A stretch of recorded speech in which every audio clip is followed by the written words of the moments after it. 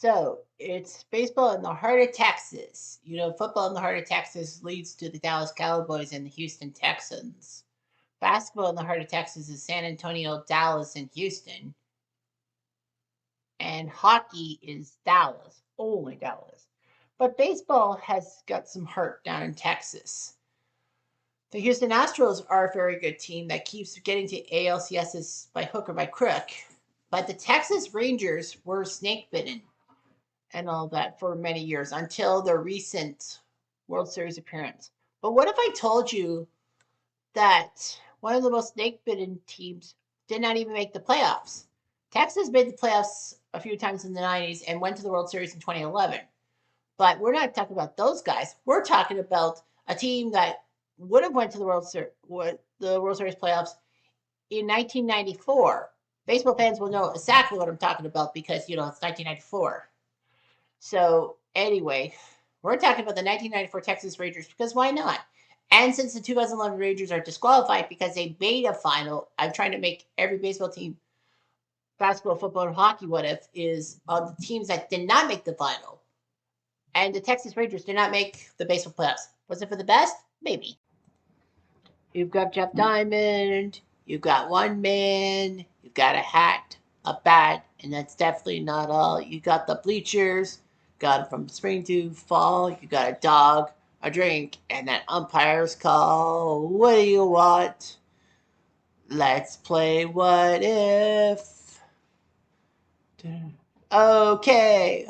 Okay, Cutter, do some what ifs. Okay, Cutter, do some what ifs.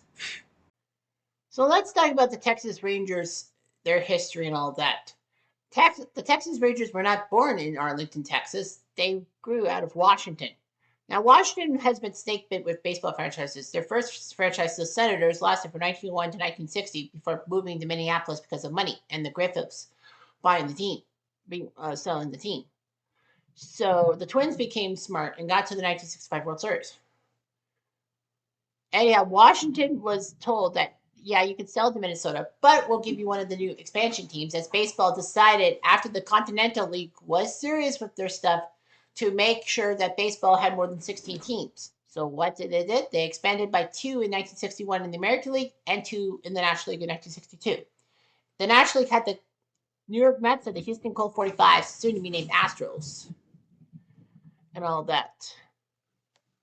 In 61, it was the LA Angels bringing American League Baseball to the West Coast for the first time, and the Washington Senators.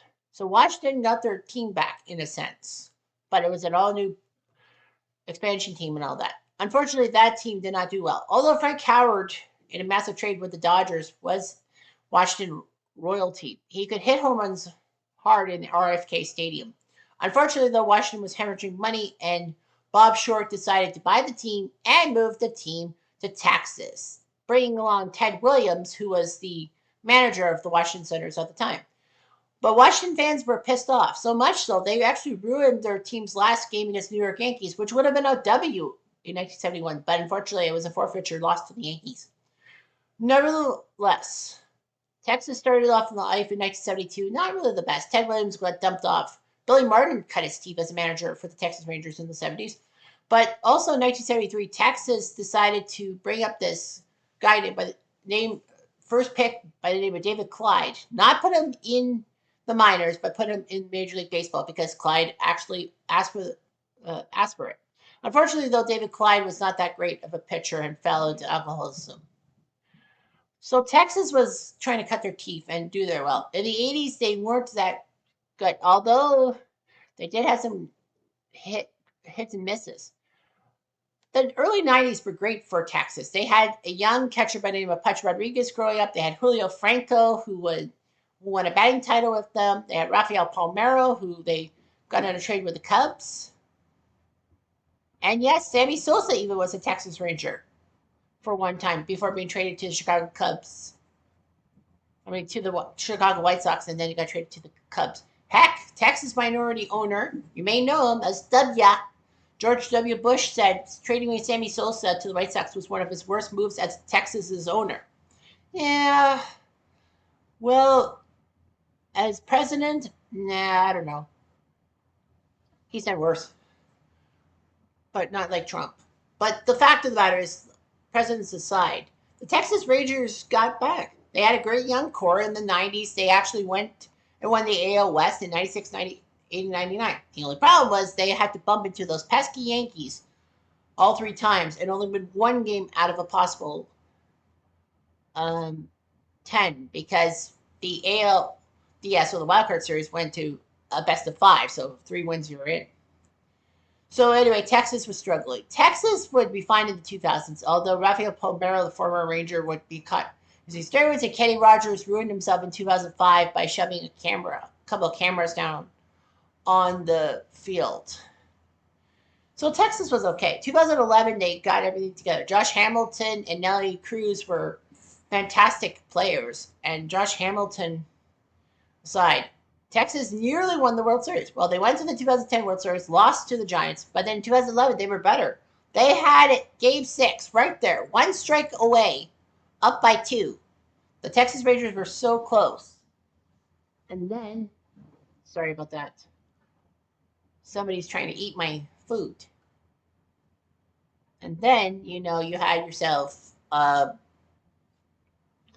the fact they gave up that triple to make it 7-7 to Lance Berkman that made it 7-7, and then David Freese with that winning home run in Game 6 in the 11th inning, and they won Game 7. Texas has been snake bit, but 2023 they got it all together. Despite the fact they weren't really the best team in the American League, they pulled everything out of the hat. They lost the AL West on tiebreak to the hated Astros, but they won the World Series. They pulled up or shut up and took care of the Arizona Diamondbacks in 5 games to finally give that franchise that had been around since 1961 the World Series. It was the second longest World Series drought currently in 2023. Only Cleveland's drought since 1948 has happened, but yeah, Texas is second. Got rid of the second longest World Series drought. That now goes to the San Diego Padres, who were around in 1969, because the Mets have won a World Series, the Astros have won a World Series, the Royals have won a World Series, the Great Expansion of '69. The Pilots, well, actually no, the Pilots slash Brewers technically are tied with the Padres.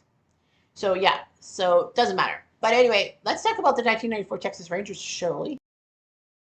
All right, so here's a look at the 1994 Texas Rangers season. It was cut by the infamous player strike. And in one of the best cases of the strike actually cutting short someone's season in a positive light, it's the Texas Rangers. Because they were 10 games below 500. In many divisions, that would be terrible and all that. 52 and 62 and all that. But they were winning. And it was their first season at the ballpark in Arlington or Globe Life Park, I think, or Field. I don't know which one, what the real stadium is like. Yeah, the ballpark in Arlington was Globe Life Park. It's Globe Life Stadium. That's what the Texas Rangers playing now. So yeah. So the Rangers made a couple of major moves before the '94 season. They picked up Will the Thrill Clark from the San Francisco Giants, who was a menace in 1989 in the NLCS, especially taking down the Chicago Cubs. And then in December, they took up Billy Ripken from the Rangers. I guess Billy was kind of tired of being in his brother Cal's shoes. Anyway, the Rangers were actually winning the AL West. It was a shit show. You had the Oakland Athletics in '94. They still had McGuire. They lost Conseco a couple years later, and they were basically a shell of their former selves. The Seattle Mariners, who were terrible almost every season since coming in 1977. Like, as I said in the Seattle Mariners video, I said it took them 14 years to get a winning record from 1977 to 1990. They had no winning record, and in '91 they did it in their 15th season or 14th year. Hell, even the Tampa Bay Rays, the picture of terrible expansion in the first 10 years, it took them 10 years to go above 500. They were faster. Nevertheless, yeah, and the California Angels were just struggling. It's the Angels. They really needed the Angels in the Outfield movie with Joseph Gordon-Levitt in it. I used to like that movie. The weird thing about the Rangers was they only scored 613 runs and gave up 697. So it's 5.38 get scored in 6.11 a game. They gave up the most runs and home runs, and yet they were still the pitchers. They still were number one in the division because everyone else sucked. Even though Oakland was only one back, and Seattle was only two back. Of course, Oakland wouldn't get back to prominence for many years till 2000 when they got Jason Giambi. The Mariners would come back in prominence in '95 thanks to some good hitting and the fact that the Anaheim Angels choked the '95 AL West. You can see it in your eyes. I don't know if I have them as my. Who do I have as the Angels? 86. Well, I guess you can kind of say, yeah, the '95 Angels are not my Anaheim. What if? I wish they were because what if they won the AL West and not Seattle? They would have moved. Probably Seattle would have moved to a different city, and the Angels probably would have got their ass whipped by the Yankees, and the Yankees may have given the Indians a run for their money in the AL. Regardless of that, Texas did have one good pitching mark. On July 28th, Kenny Rogers pitched the 14th perfect game in Major League history, blanking the Angels 4-0 at the ballpark at Arlington. He needed only 98 pitches, struck out 8, and survived 3 ball counts to 7 Angel hitters, meaning that 7 hitters were one ball away from walking and ending the perfect game.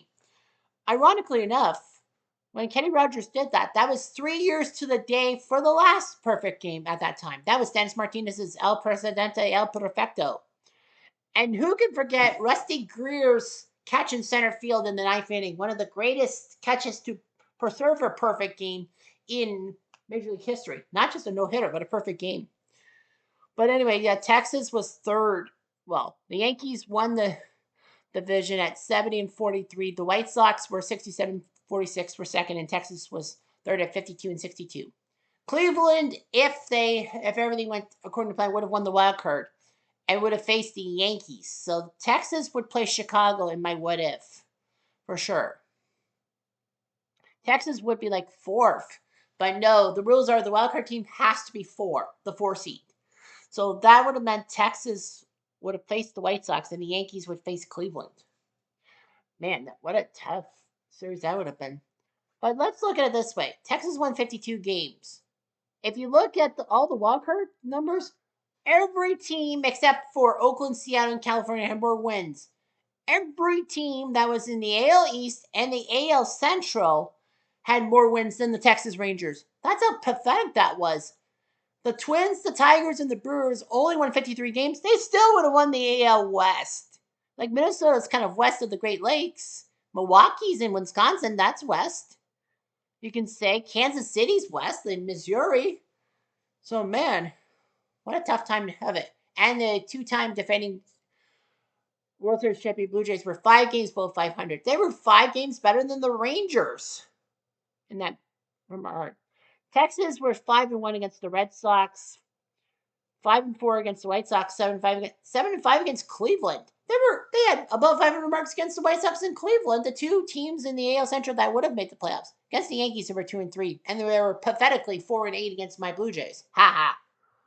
Anyway, Scott Podsednik would actually be drafted in the '94 draft, and would actually be better off as a White Sox. So let's look at the Texas lineup. You got Jack Armstrong. Hello. No, not the Raptors color commentator. A former pitcher for the Reds. Kevin Brown, great pitcher for the Marlins and the Dodgers and all that. He was once a Texas Ranger and a 20-game winner at one time. Chris Carpenter, not the one who pitched for the Blue Jays, because that Chris Carpenter had an H in his name. Rick Helling pitched for that, great pitcher. Tom Hankey, former Blue Jay closer icon. That was the team that Hankey left.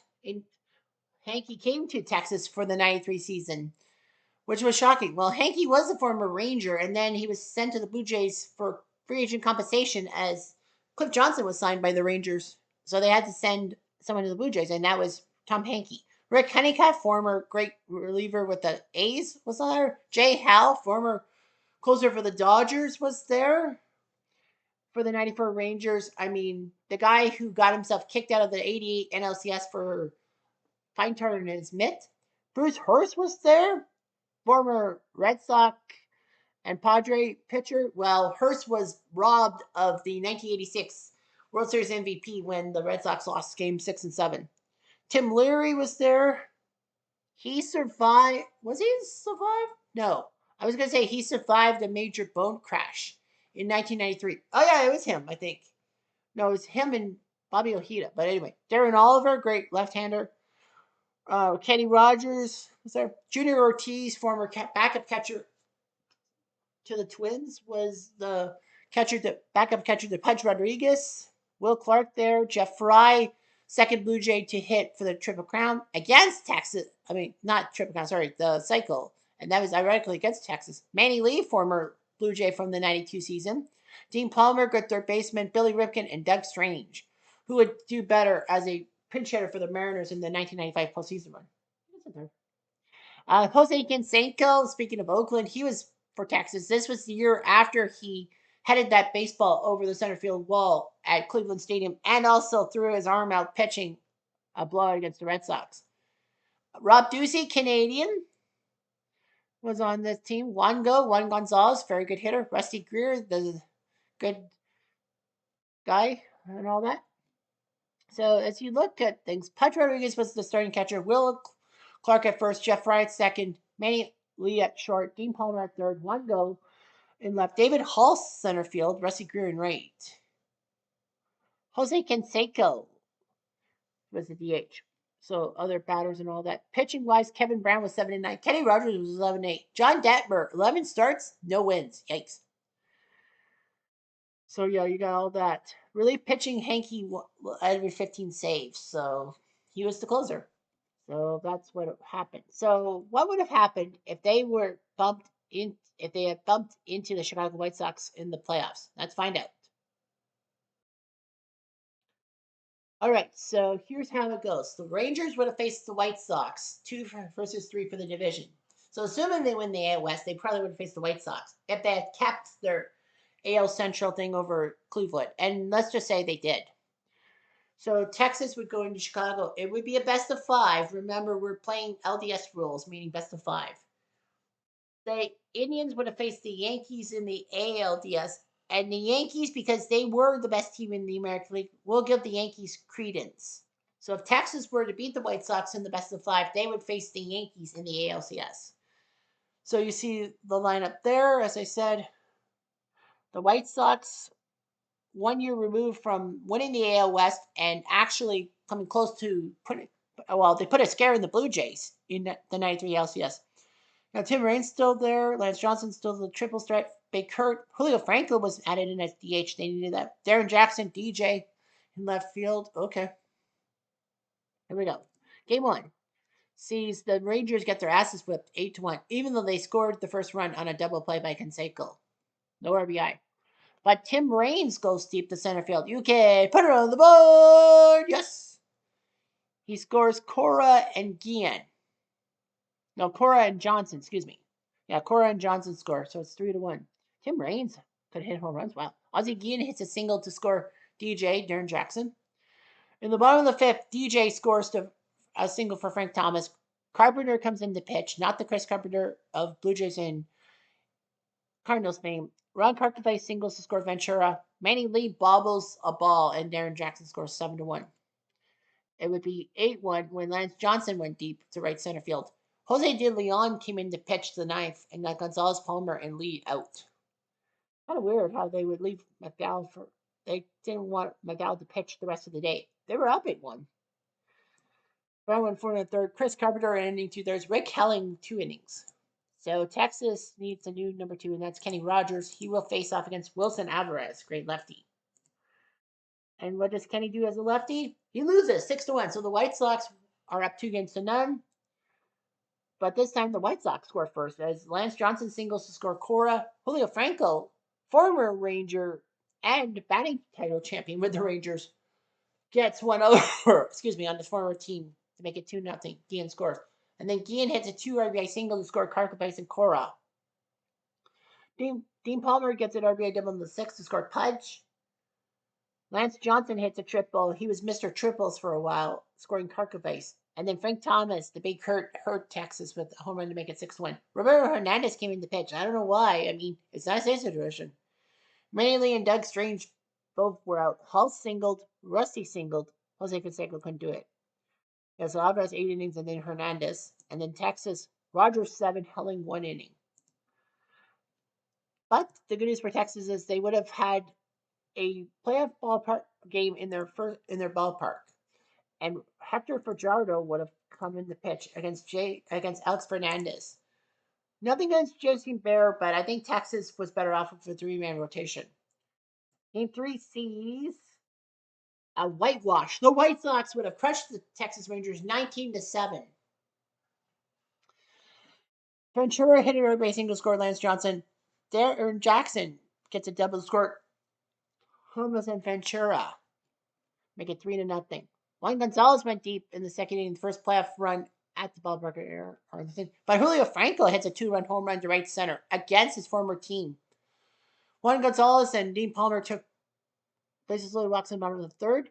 Frank Thomas gets a sac fly, scoring Guillen. Carpenter comes in the pitch. Franco hits his RBI single score. Johnson and Karkovice hits a triple to score Reigns, Franco, and Ventura. His bases were loaded. Can you believe it? Ron Karkovice, a triples hitter? Meanwhile, Tim Raines at the top of the fifth after Bohannon comes in to pitch. Gets an RBI single score. Guillen Thomas grounds in a double play, but they had no outs, so thankfully run scores 12-3. Look at Texas. 3 runs on 1 hit with 3 errors in the fifth. But in the bottom of the fifth, they do get a hit. Meanwhile, in the 8th inning, Franco again hits a home run down the left field line. So once again, Franco's screwing his former club aside. Karkovice hits a single score. Ventura. Rick Helling comes in to pitch, but unlike the first 2 games, he doesn't do well. Cora gets a single score. DJ, and then Cora is on Gia. So Cora